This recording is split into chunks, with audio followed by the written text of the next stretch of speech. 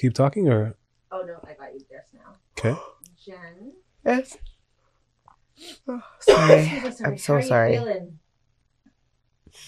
I thought I was going to crash an hour ago. I'm crashing. Oh, you're crashing? I'm tired. It's It's 7 a.m. Okay. So. Okay. She's good. She's good. Just gotta get. All right. Woo. Wait. Who's starting? Oh, you. Okay, hold on. Am I starting? Mm-hmm. Oh, let me do this. Hold on. Okay. Oh, Jesus, have mercy. Oh, all right.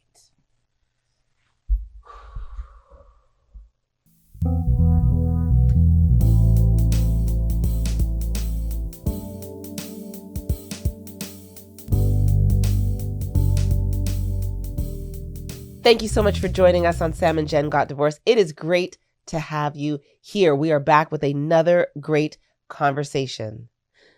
Our marriage didn't work, but maybe our podcast will. Join us with our special guest, Timotheus. Hey. I call him Timbo because he's my friend, and he's going to help us facilitate this conversation today. All right. I'm so glad to be back on the podcast. Such a today. pleasure to have you. Mm-hmm. It's been a pleasure to see getting to know you guys individually and getting to know you guys together in this context, and working towards hopefully holding space for people that have either gone through divorce or, you know, if they're married and wanting tips to stay married. Yeah. Because I know your guys' heart is not for divorce, but to see people happily, healthily married. One and integral parts of relationship, and is also one of the major concerns or causes for divorce, is finances. And so today we're going to talk about who held the financial responsibility. And it seems straightforward as opposed to the other topics, because we kind of had to do some explanation of what we think is holding responsibility and emotions, or, you know, different spiritually or whatever. But I wanted to put this out to you guys before we got started, to not just think about it, who's the breadwinner, but to attribute it to who's also taking care of the finances, because sometimes there's different dynamics in that. Yeah. So to start off, who do you feel was the most financially responsible? I'm going to switch up the question here. Oh. But yes. Who do you think? Yes. You have to vote. Do we vote with our shoes? Yes. Are we voting with shoes? I hope you put some, what is that, Arm & Hammer?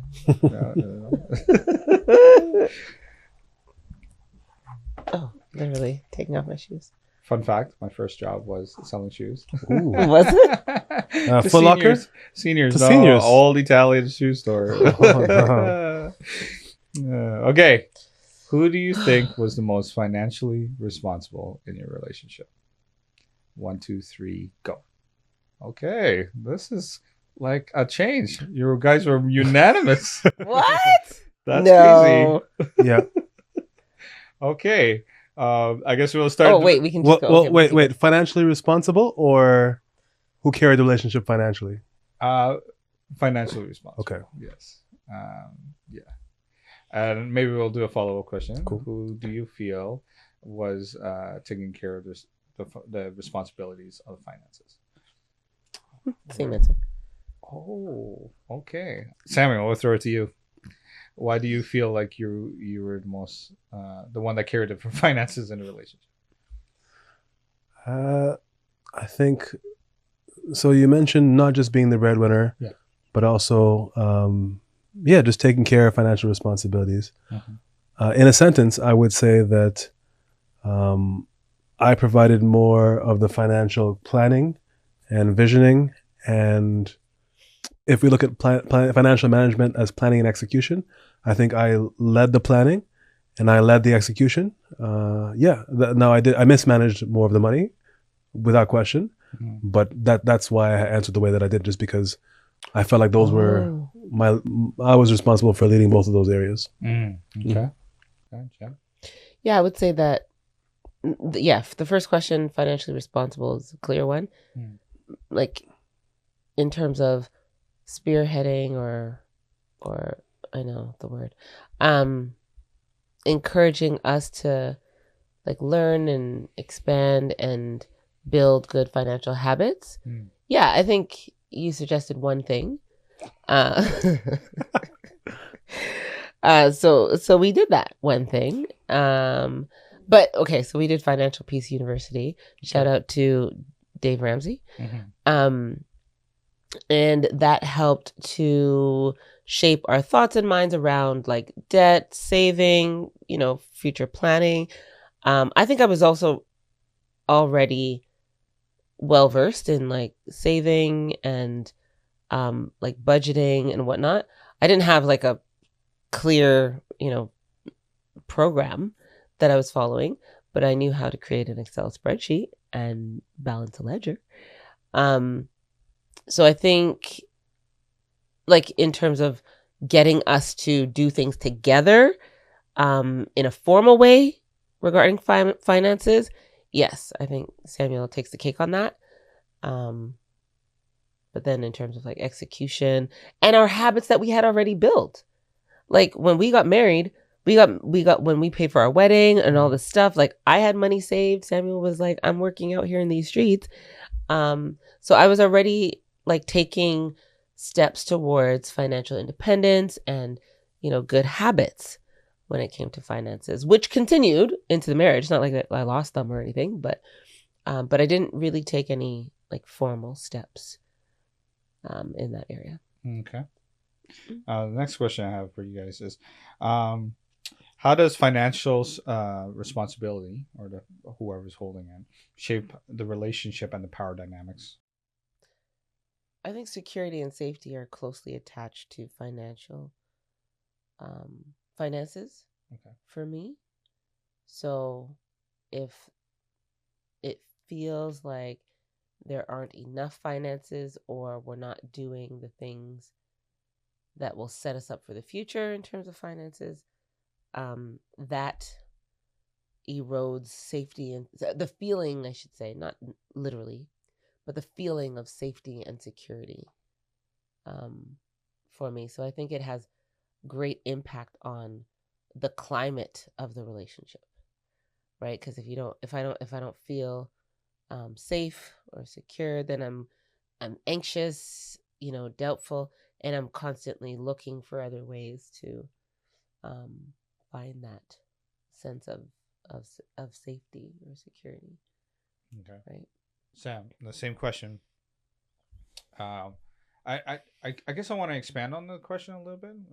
Just from I find like the question was a little muddy, so I'm gonna ask it this way. The power dynamic of the finances, who's holding it, who's driving it, kind of iterated that. That Samuel might have been that person. Because of that dynamic, what was the difficulties that occurred out of that? Oh, okay, yeah. Yeah, I would say Samuel definitely would have held the brunt of that. Difficulties that came out of that? I don't remember anything explicit. I think the difficulties came about as a result of my trust that Samuel was doing what he needed to do, or what he was supposed to do, and telling me what I needed to know. But then I found out that that wasn't the case. Right. So that presented difficulty. But in terms of the actual finances, I mean, Samuel was the main breadwinner. I was studying. Okay. But I never felt like he lorded that over me. There wasn't like, oh, I'm better than you, more powerful than you, and I'm giving you an allowance. Like, it was never. There were never any issues or conversations like that where I needed something and I couldn't get it or anything. Like, yeah. So that wasn't an issue that I can remember. Any thoughts? Yeah, I would say that's very charitable of you to say, Genevieve. Like, I remember feeling some resentment at times because sometimes maybe Genevieve wasn't earning much of the time, which was we agreed on that. She was studying, like that would be her focus. Resentment about her spending, like I'm like, I'm making all this, like why are you spending XYZ, so flippantly. I remember feeling an innate imbalance between the way that we viewed the family's finances. Yeah, I even felt like I felt like I even felt some resentment around having to bring in coursework and activities and practices to help us learn, because I was like, why can't we both be proactive about this, about building a plan for our family financially. Right. Yeah, so I think there wasn't a balance at that time. Okay. Now I look at all that differently. Right. But I did experience those feelings for sure, and I think it's common. I think those are things in talking to other couples. Yeah, those are not uncommon conversations or feelings. Right. Mm-hmm. How, you don't have to answer this if you don't want to. If it was reversed, would the aspect of addiction have happened differently? Because I would imagine that somehow you would have to pay for that in some way. Mm-hmm. So because you had the responsibility to hold in that, if that was shifted the other way around, would that have lessened your opportunity for that, or would that, not have changed? It's a fair question. I would say it would not have changed. Okay. Right? I think people struggling with addiction, they make a way. Okay. Right?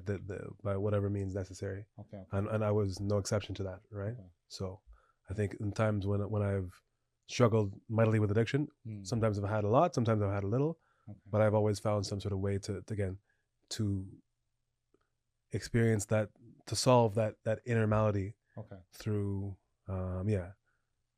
using. Okay. So okay. Yeah, the reason why I ask that is sometimes if someone has a gambling addiction, can put in their family at risk, because that is siphoning money off from different things, sometimes taking money from the wife's account, all these type of things, right? Mm-hmm. And our, to be frank, our accounts were shared. Our, like, the money that I did use in pursuit of addictive behavior was our money. It wasn't my money. As much as I might have earned more of it, that was our money. So let's say the roles were switched, and she had been doing the majority of the earning or all of the earning, it would have been the same. I would have used our money just like I used our money. Right. Yeah. So I would assume there's some transparency there in regards to how far you could have gone with it, because she had access to see what was there, or no? Yeah, to a degree. Like I remember, having to lie sometimes, or not having to, but choosing to lie about where the money went or how much was spent, XYZ. Okay. Yeah. Interesting. Okay. The question nowadays, I feel like some people are trying to go more. They feel they want to go more in the traditional route of, the husband's the breadwinner, the wife is, doing her own thing. How do you guys feel about 50-50 when it comes to relationships? It's a hot topic these days. Finances. It is a hot topic. Mm-hmm. Which just speaks to, anyway. I'm gonna guess. I'm gonna let Genevieve go first, but I'm gonna guess that we agree on this, that we're in alignment on this. Oh yeah, okay. Let's see. Yeah, I don't feel anyways about 50-50. I don't think 50-50 is a thing. I don't think it's realistic. And I feel like it's just a trending conversation about relationships. Like people love, sort of controversial topics, and when something is like catchy and, hashtagging or whatever, like people are jumping on the bandwagon. But like when we think about real life and real relationships with real people, 50-50 doesn't work. Like we're not doing that. So 100 works. In your opinion, like, so I understand with emotions, 50-50 or whatever, but in finances, you're saying it doesn't work, and what do you mean by that? So if we have bills that come up to $100 a month, and I make $25 a month, and Samuel makes $100 a month, I'm supposed to put in $50 a month, and he's supposed to put in $50 a month. That's how I understand it to be. Oh, okay. I guess that's not my understanding of it, but I guess my understanding of it is 50-50 in regards to the fact that, like, we're both working, so that the finances go into the household income to cover what needs to be covered. Both husband and wife are contributing to the household income, the household responsibilities. There's this. I've experienced it personally. That's why I'm kind of asking. Where it's like, okay, the husband should be making enough money to do all these type of things so that he provides a good life for his wife. The issue that I've heard lately, and I've encountered personally, is this adage of it's 50-50, where as the man, I'm hoping that you are also contributing to the responsibilities in the house as well. And not me just, maybe busting my butt out there to do what I need to. Right. Yeah. Okay, so no, then I don't agree. I think, okay, so in my mind, I was like, my definition, I don't believe in that. Yeah.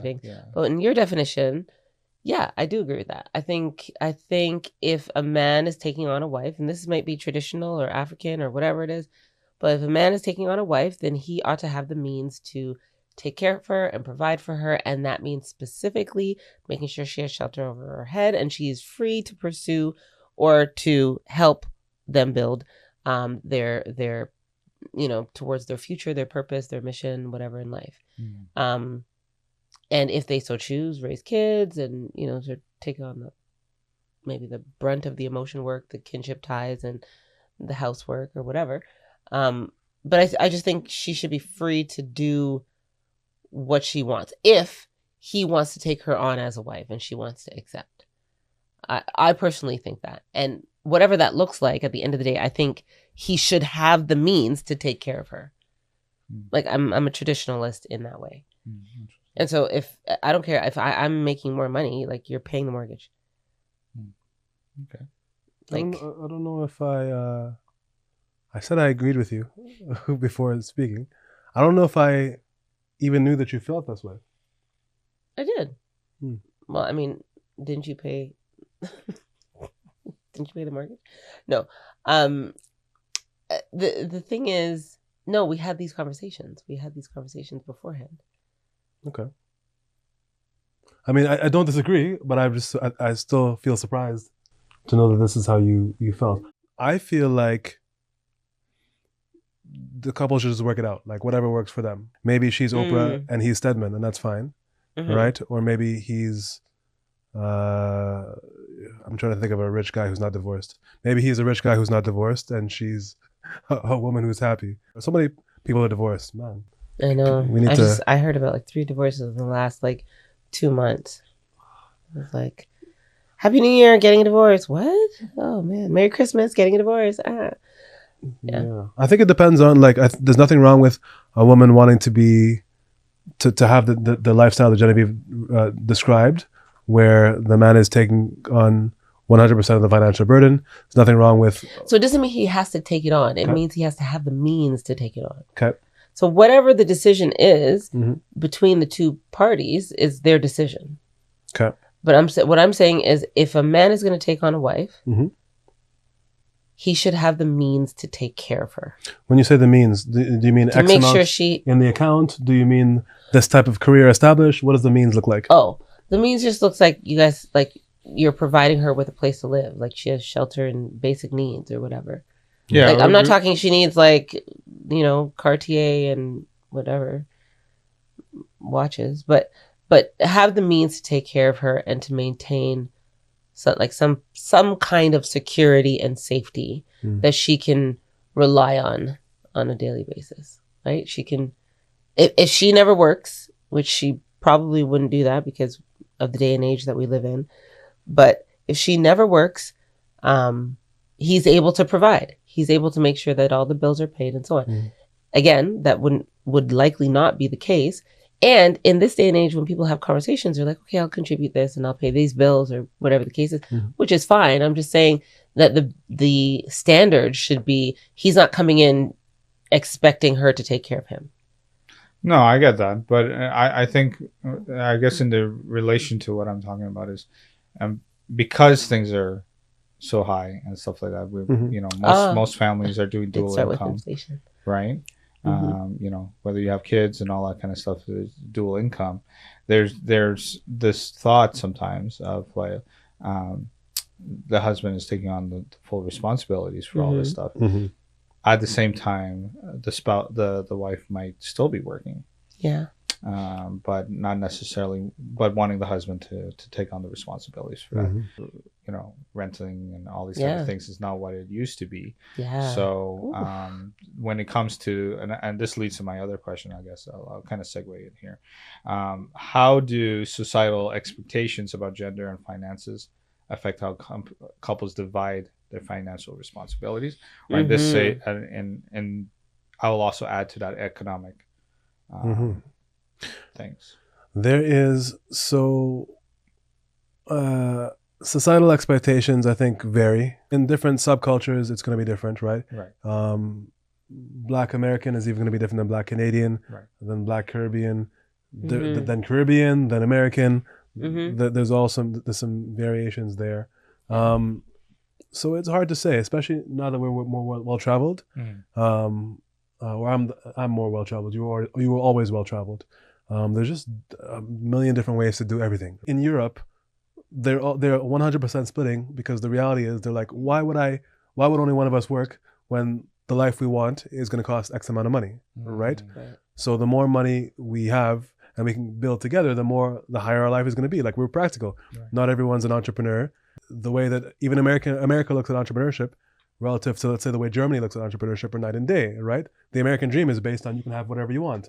The German infrastructure is based on we've set up a nice society for you, and we all make kind of similar-ish money, and you're going to be okay, right? You're going to be taken care of.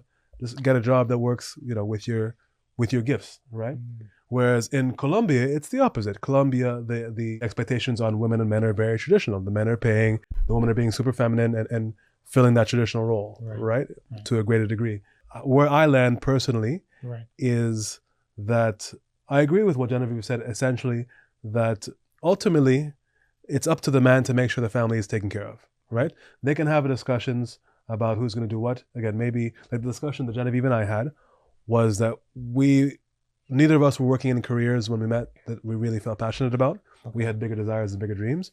So we talked about like we were going to support each other, not just financially, but emotionally in every way, to help ourselves achieve our dreams, right? And as it happened, when we got married, we were both working, and Genevieve's career was more stable than my career at that time. But then Genevieve actually got laid off not long after we got married. And so from my perspective, both just as a partner, but also as a man, I was like, okay, what makes sense right now is for Genevieve to pursue her dreams, right? And to focus her attention on that. And if we need an income gap, I need to figure that out. But I just think the cost of living is really geared towards two incomes and not one, if we're talking about average incomes, right? And not everyone is meant to be an entrepreneur. Not everyone is even going to be a high earner necessarily. And I think the people who are in that middle or lower tier are still perhaps really good partners, are still perhaps really good husbands. It's just a matter of the couple deciding, are we going to lower our standard of living and live on just your salary as a teacher or a nurse or whatever, or pick any career, or are we going to both work and increase our standard of living? Like that I think either of those options is fine. Okay. But ultimately, it's up to the man to make sure, to Genevieve's point, that the house has a roof over their head, the kids have a roof over their head. And there's a degree of stability to that. I think that's important. It's not necessarily up to, they have to figure out if they're going to be okay with that lower standard of living. And today, I think many families would not be, which is why couples both work. Yeah.